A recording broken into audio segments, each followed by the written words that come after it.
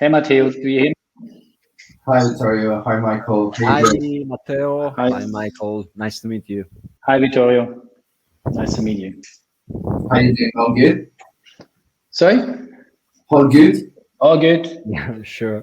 All good. Everything Great. okay? First of all, thanks for being here. It's a pleasure to host this session together with both of you. I think we have a lot of things to talk about today. I guess the way I like to structure the talk is to first of all to give a brief introduction with a small presentation. I'll skip each slide every time that we have a focus. So I prepared 4 or 5 slides, and then we can focus each time on a different slide, right? Okay. Perfect. Perfect. Let me share my screen.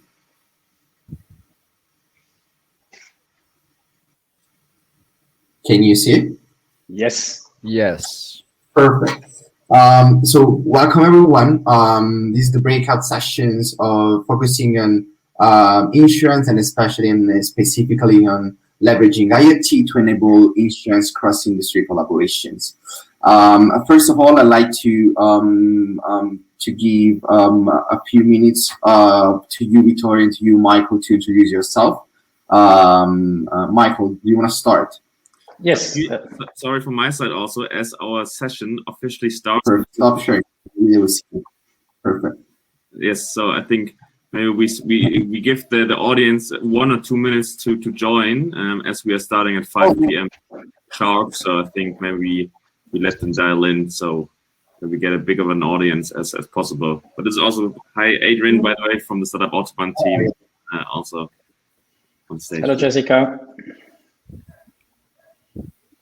Sounds perfect, Adrian. So I wait a few minutes with my introduction then, right? Let's wait, yeah. Good. Exactly. Can do. Right.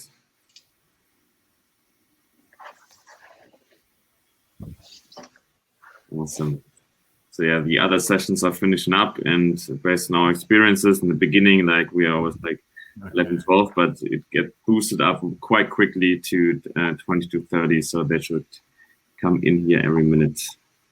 We follow your experience, Adrian. Very sure to do that. Awesome. It's been a long day, I guess, right? It was, but very full of exciting experiences so far and great breakout sessions. And I think this will be the top of it. You said the same thing to everybody. Don't know. No, Adrian wouldn't do that. Never. I was watching the session from our new program in Italy, which was quite cool. The motorbike was quite cool. We had startups presenting. Guys, I'm having some problems with the connection. I don't know if it's better to me switch off the camera. Would be a problem? I think I can hear you right now. So I will just wait in case it breaks up. We can turn it off. But right now, I think it's been working so far. Because I can't reach you very well. I'm trying to like that. Let's see. Can you speak again, Matteo? Yeah, sure. I was saying that maybe we can try it out for a few minutes because we can hear you and we can also see you. And then maybe if you have problem hearing us, then we turn it off. Okay. Okay. Okay. I think as we do have now 5 p.m. sharp, I say a very, very quick welcome also from the Startup Autobahn side. It's great to have these amazing experts, of course, also the Plug and Play Munich Insurtech team present for this breakout session. I will keep it very short, just like a quick welcome to everyone. And yeah, I'm really, really looking forward to this expert exchange. And yeah, we're going to have Matteo as a moderator. And yeah, I think without further ado, I would like to give it up to you, Matteo. Take it away. Yeah, thanks. It's great being here, first of all, and thanks to you, Adrian. Thanks to Vittorio and Michael I guess I'd like to kick it off, as we were mentioning before, a bit earlier than expected. If we can kick it off with short introduction from Michael and Vittorio, that would be great. Michael, if you'd like to start. Yeah, hey, welcome everybody. Very excited to be able to speak to you today. My name is Michael Pommer. I worked 35 years for American companies in the software area and started to do startup work in Berlin roughly 12 years ago. Harald, my congenial partner, and I founded the company Relayer, which we subsequently sold to Munich Re, an insurance company, and Relayer was an IoT platform company. And in 2016, we founded NBT, which is a venture studio. We have 18 IoT startups currently and are founding several per year. I'm the CEO of Weave, one of our initiatives, which is an IoT platform which allows data to be available to business systems, IoT data to be available to business systems. I'm very happy to talk today about how data can make a difference and how IoT data will make a difference in the future in these kind of environments. Thanks, Michael. I'll hand it over to Vittorio.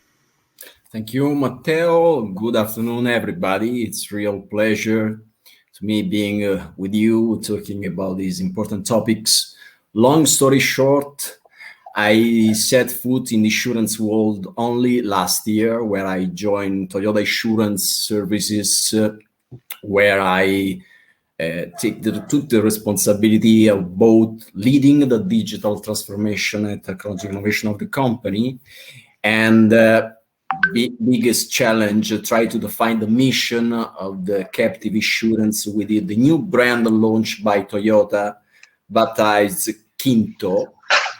And on January 14, 2020, Toyota announced to the world his new big challenge, a new brand dedicated to offering mobility services to all users across Europe.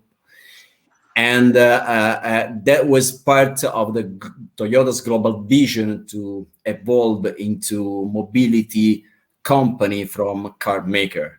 And this project, I think, insurance can take the lead, or as my president said, we can drive the bus. Before that, I spent 10 years working with the Fiat Chrysler Group in Turin, which after the merger with the Peugeot Group took the name of Stellantis, where I managed different assignments in marketing and commercial development. The last one as head of pricing of the iconic American brand Jeep. So nice to meet you. Good afternoon again. I was on mute. So thanks a lot, Vittorio. Thanks a lot, Michael, for being here. As I was mentioning before, I'd like to start with a brief presentation. We'll pause every slide and comment with a few questions that I've made. So let me share my screen. Can you actually see it? Yeah, sure. Perfect. So welcome everyone. Welcome to this breakout session today, which focuses on leveraging IoT to enable insurance industry collaboration. First, what I prepared here, then I'll start sharing the screen so that everybody can also see you guys. I'd like just to give more or less some overall introduction of what we can see in terms of risk assessment and management, and especially how dynamic and precise underwriting works. When it comes to leveraging IoT devices, what you can see here is that everything starts with a wearable or an IoT device that you can plug in within a car, with a machine in a plant, or a wearable that can be actually wear by a person. And the idea is really to, as a second step, to monitor the activity of a machine, of a person, of a car, and to collect, as Michael was mentioning, huge amount of data that can be leveraged at any level and across several industries.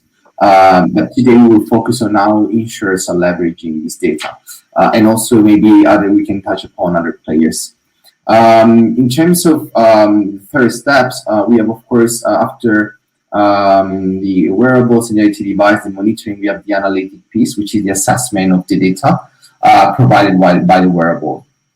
And eventually, all these analytics can be used, and now we can also see how can be used to underwrite better our risk, to price the risk and to quantify it. That's why we talk about precise underwriting, over time assessment, because it's an assessment that can be done several times and over the time, considering the continuous amount of data that the insurers can receive, and eventually risk control and quantifications. So using more data other than just the historical ones that the insurance usually collect or stores. Saying that, I'll pause here. I'd like to start with the first question, which is, what are the areas actually, other than precise underwriting and risk assessment and quantification, do you see within the insurance industry and in the non-insurance industry that can be impacted by the IoT revolution? I guess, Vittorio, if you want to start, I'll stop sharing so that everyone can as well. You're still on mute, Vittorio. Yeah, exactly. Okay. Now you hear me? Yes. Yeah, exactly. I suppose, yes. So, well, very interesting question. As you said, the IoT is making its way into more and more enterprise innovation, and is playing increasingly large part in people's daily lives. And every device you interact with these days can be connected to the internet, providing both consumers and companies with more data than ever before. And this connectivity has been able to change the way people live, and it's having the same effect on how businesses across industries operate. For insurance, as you said, data is the greatest asset, especially now that artificial intelligence are being embraced throughout the industry. And we can use data on consumers' habits or activities to make personalized policies. So, for example, if data shows that a person is a safe driver, they can have better coverage at a lower cost. And sensors in anything from watches to home appliances can provide valuable information to insurance company about a given customer's level of risk. Now, in this context of new business models, digital networking through the IoT could be a strategic component for insurers, because insurers could partner with companies to provide improved or new cross-industry products. To come back to your question, I think 4 different digital ecosystems are emerging and that are relevant and attractive to insurers: mobility connected car, smart housing, connected health, and commercial lines. Which I think is actually what we're going to talk about later in one of the slides. You're just anticipating it. That's great. I think, Michael, what's your perspective, since you've been in working also as a connector between the insurance industry and the IT ones and the manufacturing ones? What is your perspective in terms of dynamic pricing? It's something that you believe can be empowered by IoT? Do you think it's something that is too far away? What's your perspective? So let me turn this from the explanation a bit around. We currently all know that there is a very large amount of value in the data which can be driven from IoT. There's no question about that. And on the other hand, we have already out there a solution for everything. So there is solutions which are dynamic solutions. The insurance industry is working with dynamic, so with risk assessments, with dynamic tariffs and whatever since a long time. That's not new. The question is really why it's not connected right now as it should be, or where are the hurdles for such companies like an industry to use this data. We know everyone. Data is data. I'm an aggressive driver. I could be Italian, right? I could be Italian. I could be I'm an aggressive driver, and an insurance, yes, would be able to recognize it. They don't yet, and the reason for that is that we have two problems. We have a problem of accessibility of the data, or democratization. Is it cheap enough to get this data? Is it feasible to get this data from standards, from connectivity services? And which is the data I really need for that? That's the one hand. And the other side of the medal is a bit who owns the data. So if you create data in a car, you have the point that the manufacturer of the car could say, that's my data. The telematic system in the car could say, that's my data. The insurance says, hey, I have a contract with the driver, that's my data. And I bought the car, I spent money, I say it's my data. Now, these are issues which are not yet solved, and therefore the data is not as easily accessible as it should be. The methods, the data is there. The methods to use this data on the other side in the insurance industry are there, but we still kind of struggle at some points to make this data so easily accessible. And to all means and purposes, the biggest fear everyone has is that we are starting pushing all this IoT data into the cloud, as we do with our internet data. The data to compute, so to speak. We send the data to compute and have this data lake. If you look at IoT, each card is creating more data than you can imagine in comparison to a human. So bringing all this data simply to the cloud and put it in there, then we don't have a data lake, we have a data ocean. So in that regards, there is a humongous amount of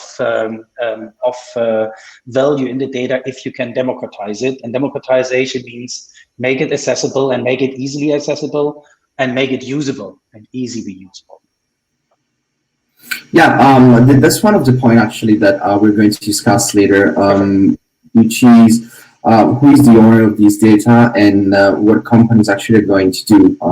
What Tesla is talking about taking 30% of the insurance market actually. So this is a large question that we are going actually to discuss. And maybe like actually we can start actually from here.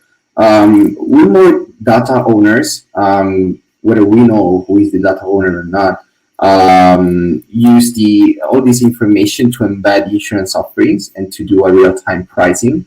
I guess we can start from Vittorio, from Toyota. I guess your experience is one of the most valuable here as well. But then Michael, you brought it in, so I want to hear your answer as well. To be honest, we do. That's true. We are available more data than ever, but honestly, we don't know what to do with all those data. I think maybe we can go through this topic later, but I think when I don't know, it's coming to talk about Alexa, Google Home, smart TVs, connected cars. IoT applications are getting a lot of buzz. I think it's too early to gauge the actual value of these solutions beyond their cool factor. And in the automotive sector, we are in the same position. We know that data represents a big asset, but we don't know how much value could be for us. While in the B2B sector, IoT is generating measurable and substantial value. How much value?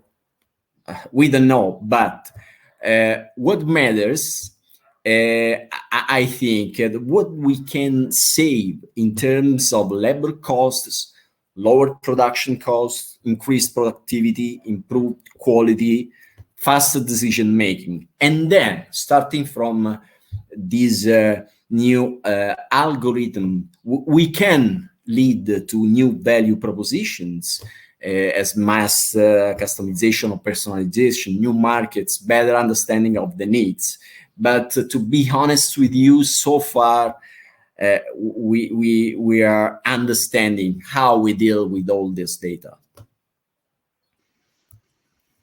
What do you think? Yeah, so perhaps I can a bit answer to Vittorio's concern, because I think he's raising a very valid point. What the insurance industry needs from the telematic providers, from the IoT providers, is they need signals. They do not need the data as such. Because if I throw a ton of data at an insurance company, what shall they do with it? But what they need is insights. They need computed insights from a car, for example, saying this has been the driver. The driver has this driving profile, and we have some driving profiles which are then generated in the car, and at a certain point, kind of handed over to an insurance company. This could be, for example, if you have a fleet. And in the fleet, you want to assess risk, and you want to know which driver is driving more risky and which driver is driving less risky. You create profiles. They deliver the profiles. You cannot deliver this raw data to an insurance, because they would need all the analytics, all the tools of it. So there needs to be a kind of handshake of making insights out of the data, so that third parties can use this data. And in the automotive sector, if you go, for example, off highway, I can tell you some very neat examples. Fleet managers want to know if off highway vehicles, they want to know if the vehicle is available or not. The insurers want to know how often is this vehicle used. Right? If it's a vehicle which isn't used very often, then you might be able to do this kind of insurance, usage-based insurance. But they don't need the data, the pure data from the machine. They simply need a report in the end, which they can trust. That's important. It needs to be an automated report, because if it's a manual report, it's much too expensive. The business case is dead before you can look at it. They need to have an automated system which delivers the data to them, which they need. So it is a kind of specification from the risk assessment, from the commercial department of insurance. What is the data, the insight, not the data as lake, the data as an insight, which I need, which I can use easily to change the calculation of risk, to change the calculation of pricing. And there is much more kind of coordination still needed between the large telematic companies and the insurances to agree not on data standards. That's, in my opinion, that's a typical techie solution. The business solution is define the exact data you need to make a decision, and then look what the cost of this data is to see if there's a business case. And this will be business case driven. If there's no business case, and Vittorio, I interpret your words that you say it's very early means currently you don't see the business case, right? That's the typical answer I'm getting. It's very early. Yeah, there's no business case yet because it's much too expensive, much too complex. It's not democratized yet. It's not yet easily available, easily accessible. No, thank you, Michael. I absolutely agree with you. But to be more precise, yeah, talking about my sector, let me spend a few more words on how IoT is impacting the insurance business model. Because in the past, insurance has been perceived as, let me say, necessary evil by customers. So our customer relationships have revolved around a couple of key touch points, and neither has been perceived as particularly positive. The first is agreeing on a price point for a premium. The other is connected with customers when something goes wrong, and the claim is a trigger. And in all honesty, customers would probably prefer not to talk to the insurer at all. Under these circumstances, who can blame them? technology is beginning to change all this. We know that because data has always been at the heart of the insurance business. I think that is prompting a shift in the insurance business model along two important dimensions. Firstly, a shift from being responsive to being predictive. And secondly, a pivot to being able to take advantage of data in real time. And for insured purposes, the more data you have, the better able you are to predict events. But with the event of IoT, there will be an option to receive almost constant stream of data in vast quantities. And this, I think, can make the difference in terms of cost, how much we can pay to fix problems, but we want, through IoT, prevent that problem. I think that would be our challenge, and that would be the dimension through which I think insurance can create a contact with a partnership with the IoT enterprises. Yep. I think this is really an interesting topic, and there's a question actually that just popped up in my mind. Since you're talking about being responsive instead of being predictive instead of being responsive, right? So the idea of having an insurer that is not anymore simply a payer, but instead it's a partner of the policyholder. So what I want to ask you is that, is the IoT technology going to bring the insurer so to have like a more direct relationship, or instead, as we've seen, like with Tesla was going to bring its own insurance, or maybe Toyota will be being the insurer to, instead of being rather not closer but more far away from the customer. What's your take here? Matteo, I'm so sorry. I'm not sure to it was very bad quality. Reach your question because it was a bad line. So can you please repeat? Let's try it again. Otherwise, I will disconnect and then rejoin. Let me save resources. I think the problem is on my quality. Yeah, I think it's on my end problem. Yep. Let me try. So Matteo, I think what you were asking is how do this insurer get the data? And you took the example of Tesla and said Tesla has invented their own insurance for the simple reason that they couldn't get the data, so to speak, or didn't find an insurance which could work with the data. Is this what you were asking? Can you hear me better? I can hear you. Okay, which is already good. What I was wondering is, do you think that the IoT? No, nothing. Let me try to. Okay, let's try. I was saying, do you think that IoT devices will help insurers to be closer to customers, or actually will bring it more far away from the customers? So to be, more like a preventer instead of a payer. But do you see insurers being closer or not? I got it. Your question. For sure, I think our future will be very much oriented towards partnership, and will be more in touch with customers. But I think maybe since we believe insurance will become much more about prevention than about fixing problems after they've occurred, the road we need to take is the partnership with organizations that help us to sell our products. So I believe in the future, I see this partnership extended to include startups that can deliver smart technology in support of our objectives, but also platform providers and companies companies that can help us deliver insight from data.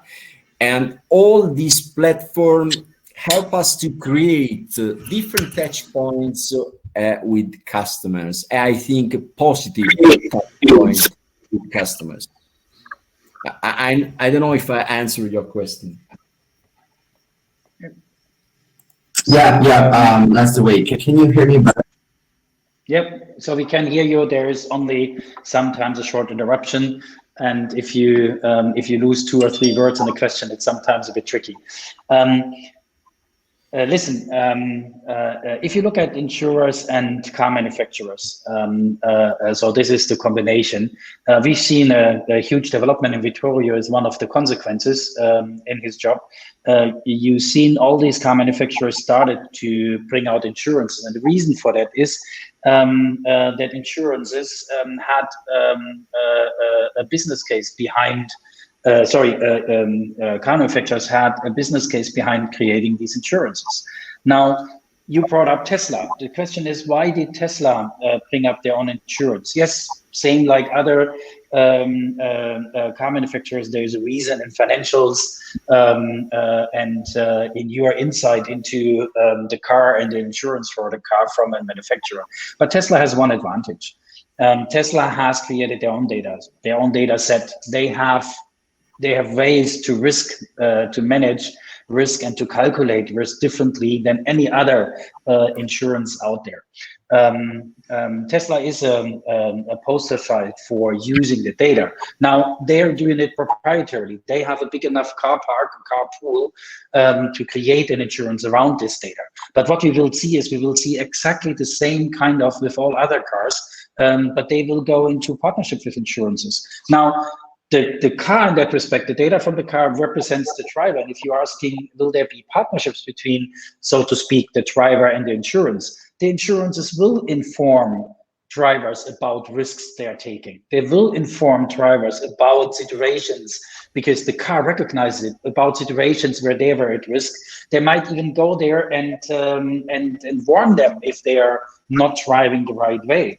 They will tell them give them consulting if necessary. For the simple point with this prediction, this predictiveness, I can predict someone driving a certain way that he will have an accident faster and earlier than others. This will happen. So partnership is sometimes a bit teaching and sometimes a bit being a parent as well and saying, hey, don't drive like that. That's a great perspective. I hope that you can hear me better now. Yes. I've tried to use the Wi-Fi. Better. Because I want to show you the next. Matteo, your actual issue is your microphone and not the connection. I think so as well. But let me give it a try here.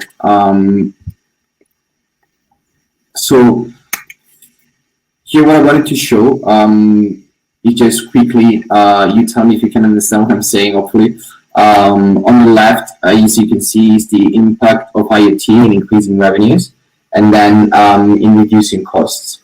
As you can see here, you have offering new and more frequent customer interactions, developing new services and new business models, and review price models when it comes to increased revenues. Increase efficiency and optimize processes for reducing cost, improve safety and active prevention, and then leveraging analytics to avoid frauds. I'd like to take just a moment for you to comment this slide and tell me where do you think really is the benefit here? More in increasing the revenue or in reducing the cost?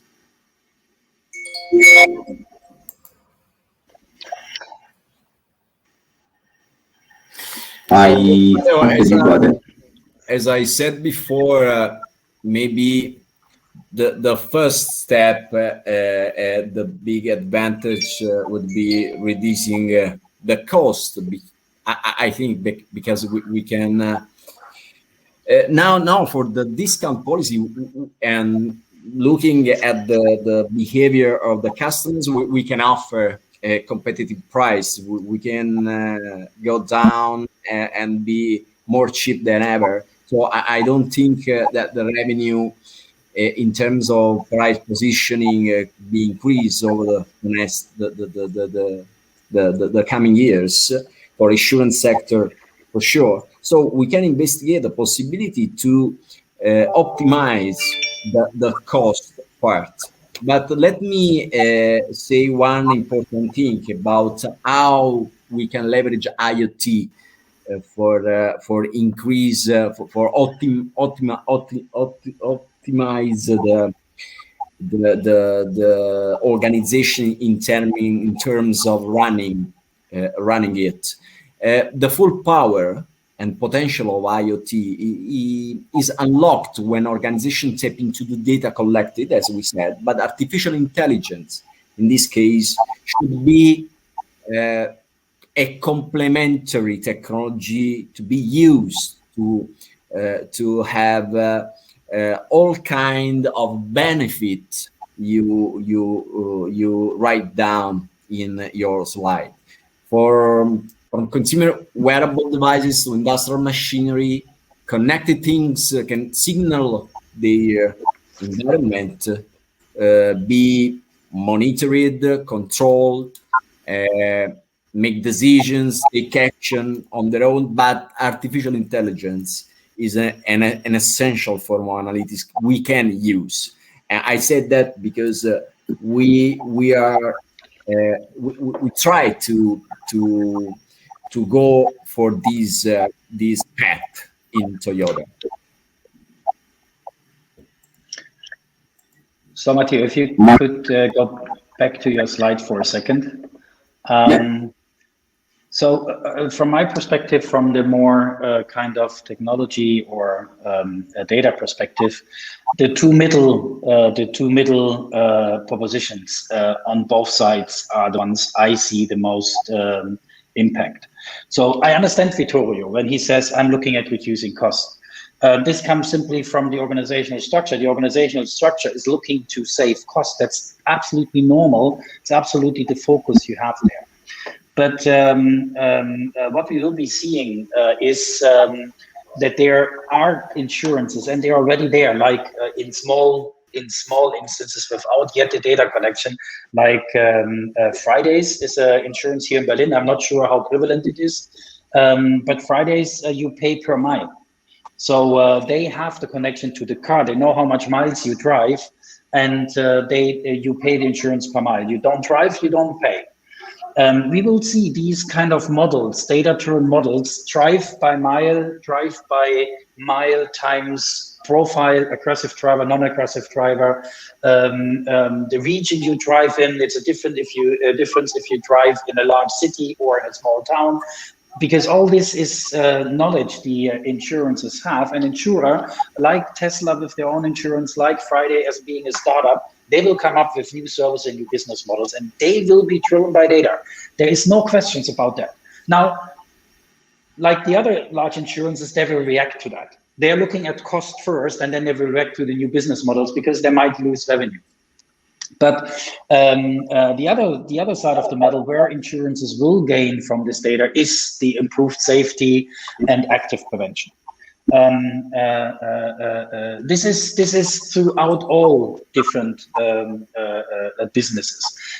Surely in the B2B sector, Vittorio was mentioning it, that we have an organization here in our office from a large B2B insurance, and they are doing nothing else than going to the big production lines and put sensors on the big production lines to prevent outages, because such an outage in such a system costs millions. And if you can help with your risk assessment, with your knowledge, help manage the uptime of such a system better, then you do that. And this is the same for cars, like if you have cars which are ridden hard through rough ground and whatever, and you recognize that and say, hey, you need to go to maintenance earlier. Or we talked about the driver profile several times now. If you have a driver with a driver profile, you know he is much more prone to accidents. So between the developing new services and the improved safety, between the two, there is the future of insurance where I see the change coming. I think that's a great perspective. I hope you can still hear me. I think the next question that is coming here, it's really like, if you look at the perspective of reviewing pricing models and developing new business models, right? As you add here in terms of increasing revenues. On the other hand, what I've heard from insurers is that this new business model empowered by real-time technologies such as IoT that turns on in terms of the insurance, I'm not really increasing my revenues, if not helping,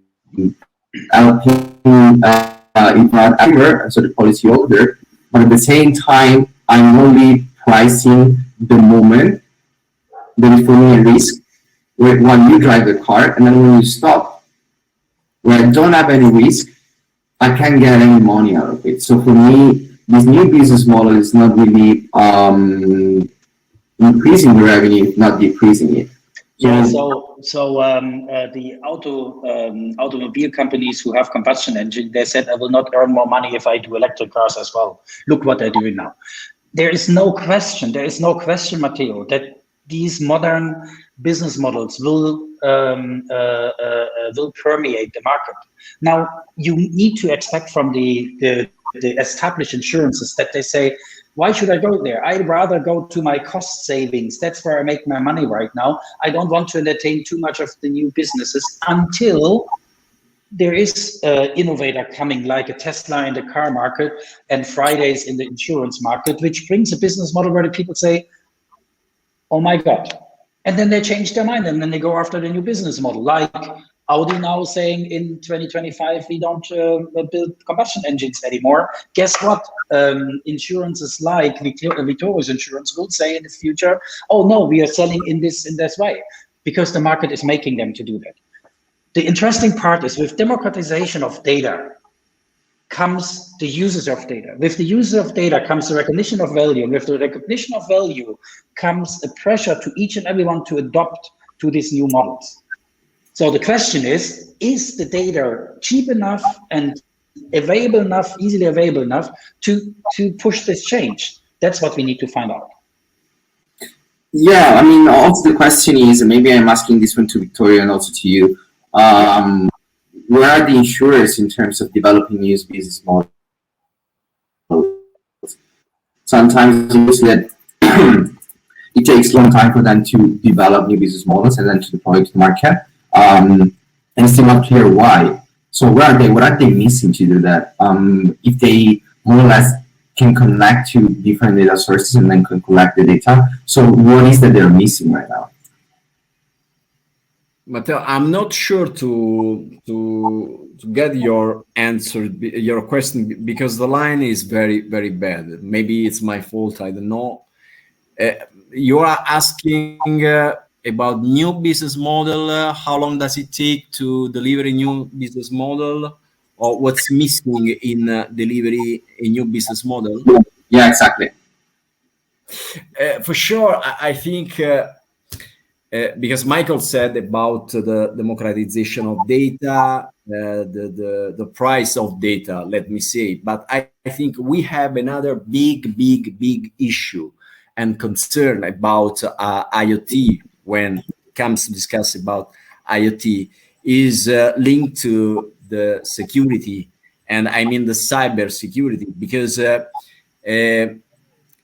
so far, looking at the value chain of the IoT, which started from the local plan, then with communications network, then with the cloud, the remote plane, the IoT, I think represents maybe the weakest part of the chain, and if we are not able to solve this big issue, we can assure the customers that these data are under control. And in Italy, we have a regulatory environment very severe in this direction. Because IoT, so devices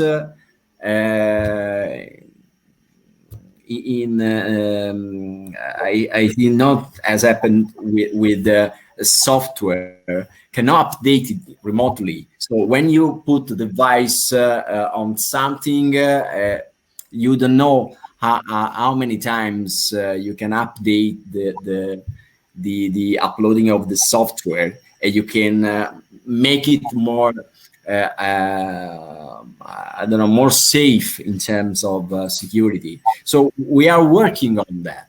So when it comes to develop a new business model, we can create whatever you want, because we are Italians as creativity. As Toyota, we launched the new insurance based on the capability you have to drive in electric mode, and we can give you a lower coverage, lower cost if you're driving safer. We can experimenting a lot of different business models, but then we can go through the wall of our legal GDPR with the security assessment, with the IT penetration test to understand if we are free from all possible cause of attacks. So maybe this is what's missing now to jump to go towards the next step. It's not a problem of to set up a new business model or to change the perspective.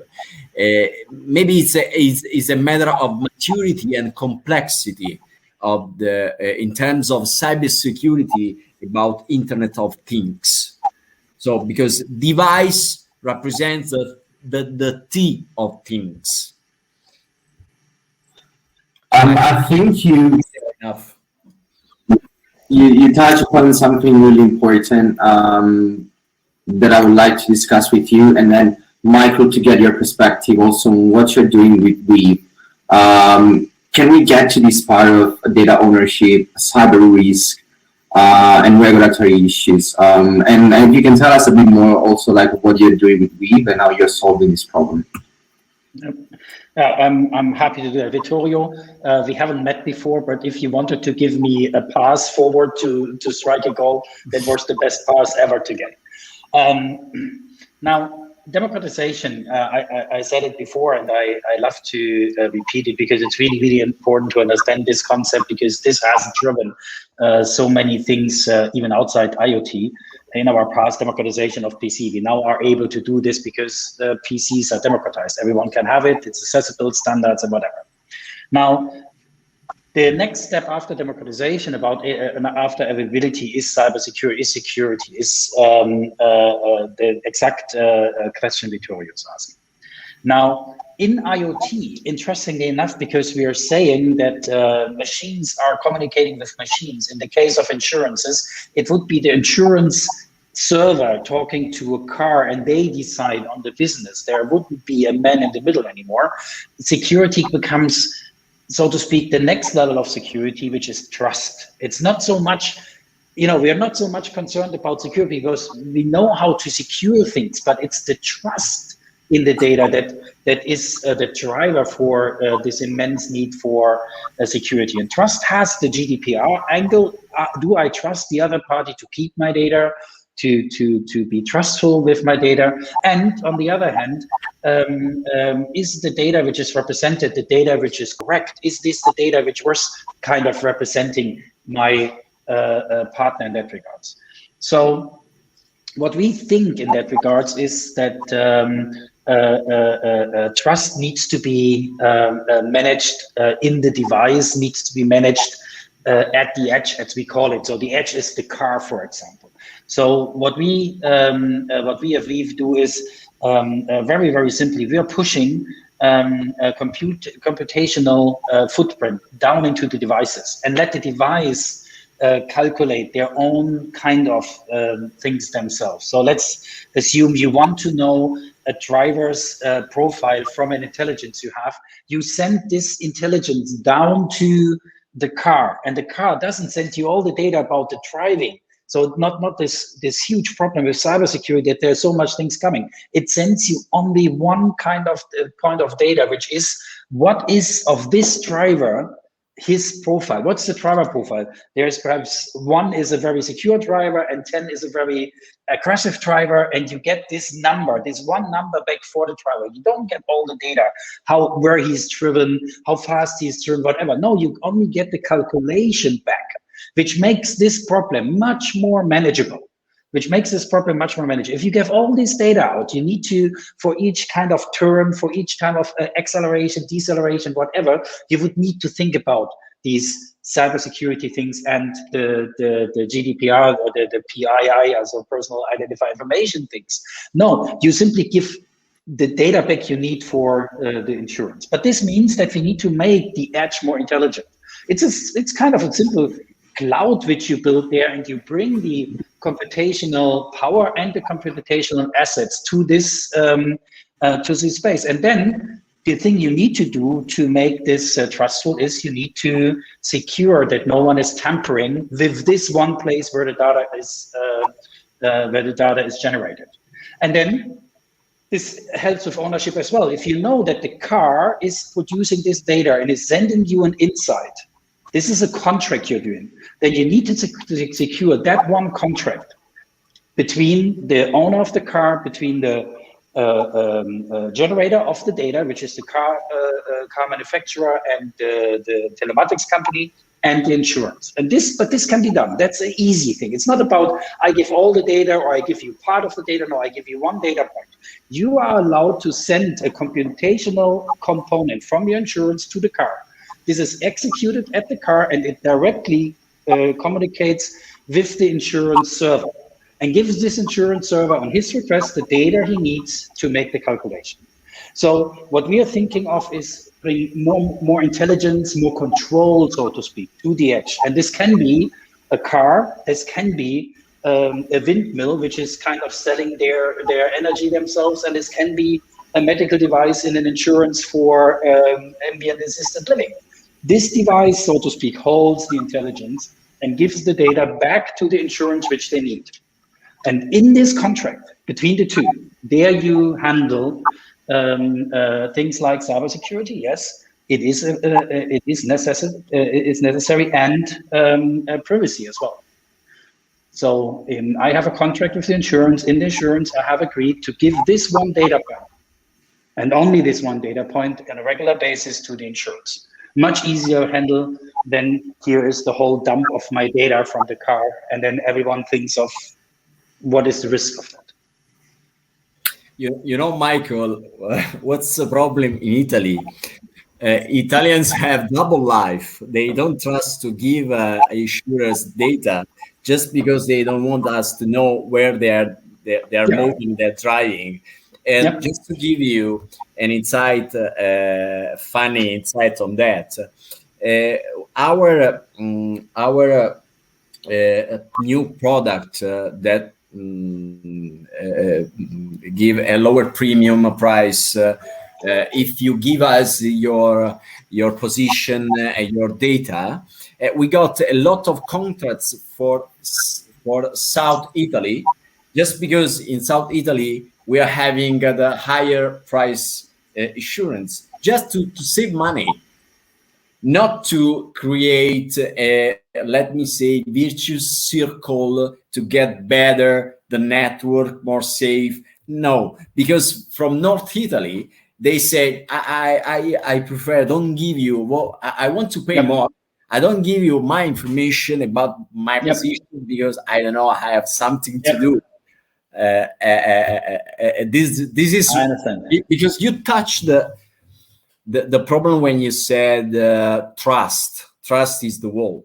Anyway, we are introducing in our products, in our company, the blockchain technology, because we are sure that blockchain can give us, would be the future, because maybe Google shaped the world as a big center of everything, blockchain help us to give our identity, split maybe this control in all these granular parts. So in terms of identity, in terms of payment transactions that are linked to increased revenue or set new business model for insurance. When I said insurance, I said mobility. If we can create touch point, maybe telepass, the transponder in the car to pay highway, could become a POS, a point when you can make transaction, you can make client to pay. We are investigating this approach based on blockchain. And blockchain is very dark matter, as the dark matter for physics, because our legal, I'm more than happy to put in contact my legal with you, because I'm struggling to convince him to push towards our limit, to change the perspective. As you said, it's easy because I'm coming from another sector, or maybe from the same sector, but I had the possibility to see from a different point of view. We can change everything. We should change everything, but it's hard to have all stakeholders on board, because the first thing they said, no, it's not possible, from legal, from IT, and maybe blockchain. The first, I think, the first problem is try to make them this technology comprehensible, because, for example, they said, how about the possibility to delete data, because customers wants data, the possibility for the data to be canceled, and blockchain can do that. No, I said you can save in the blockchain just the hashtag is a code, have the data in the blockchain. That means you can save the privacy. They are GDPR compliant. So within our company, it's hard going forward. But maybe, as you can say before, you said trust. I agree with you 100%. Trust in terms of technology means blockchain. Blockchain with artificial intelligence, with IoT, we are sure can shape a new future and open infinity of possibility to revenue, to change everything, to change the rules of the game. I have one last question for you guys, because we want to close, and it's mentioning the four ecosystems, the maturity of the ecosystem. Where do you see IoT playing the stronger impact? Health, mobility, commercial lines, or smart home? So that's my home ground. Smart home, start with smart home, and then again, democratization of smart home. If we would be able to do a cheap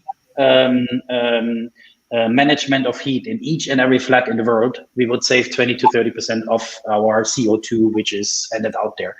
We have huge discussions about that. The next one is health. Everyone is striving to keep people at home as long as possible, keep people out of the hospital, keep people out of the hospice as long as possible.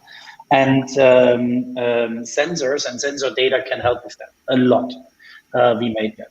And then you have the whole kind of machine environment, management environment. Let's, for example, say, why does a car not open a ticket with a maintenance? Why does a machine not open a ticket in Zendesk or in a ticketing system? Why doesn't a person need to do that? They are the big easy. It's not about predictive maintenance. It's not about AI. They are very easy, down to earth issues which can be solved with IoT if the data is available, cheaply enough available, and standardized available, so you get the information you need for your businesses. Then there is huge potential. Vittorio, what's your take? But maybe I think transportation represents the field where maybe we can see big results in a very short period. I don't know if you ever gotten to an event with only minutes to spare, to spend the next half hour searching in vain for available parking. With IoT, maybe this would be a scenario that would practically extinct, because many cities have adopted smart parking solutions that can monitor open parking spaces in lots on a street, so you can guide drivers to parking spaces, saving time, lowering pollution from the vehicles. So I think, as I said before, you can activate a virtuous circle. The environment is very sensitive topic so far. So public transportation has been able to take advantage of IoT by using sensors to provide real-time route and vehicle tracking. Riders can know exactly where their bus or train will be arriving at the stop. They're never surprised by late arrivals or early departures. On consumer level, better sensors, as Michael said before, in a vehicle mean better preventive maintenance.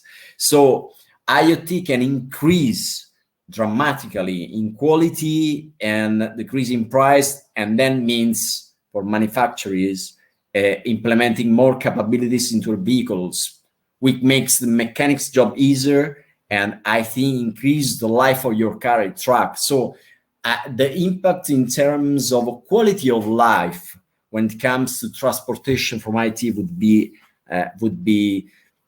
very, very of great magnitude. I mean, I'm sure.